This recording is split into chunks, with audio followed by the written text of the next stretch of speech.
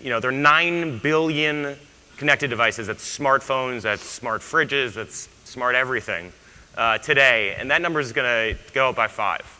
It's going to hit 50 billion by 2020. If I want to go to a website, I can see a drop-off rate when someone goes to a single page, what the source was, where they potentially went to. All of that is quantifiable today.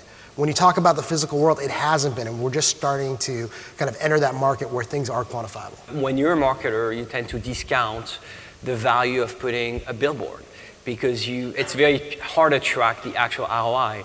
So what we're trying to do for those guys is giving them real-time metrics about how many people pass in front of the billboard, what the dwell time in front of that billboard, and then what type of gender do they see, right? And so as you start pushing towards real-time metrics, then as a marketer, it becomes a lot more easier to advocate for investing in a specific channel versus another one because you have a way to track the ROI. Every dollar I spend in mobile is now quantifiable.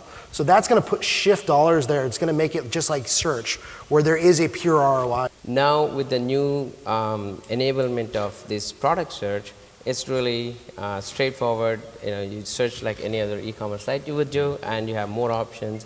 And the store, it's right next to you, carry the product that you want, so you don't have to go around and so forth. It gives a lot of convenience as well. When you wait for the subway, and there's some subway lines where you know how long you have to wait, some other you don't, and you compare those two experiences together, you realize how much better as an experience it is when you have data that remove uncertainty from your day-to-day lives. We measured a mobile ad campaign for one of our partners, and it was a mobile banner ad. You click on it, you go to a department store website.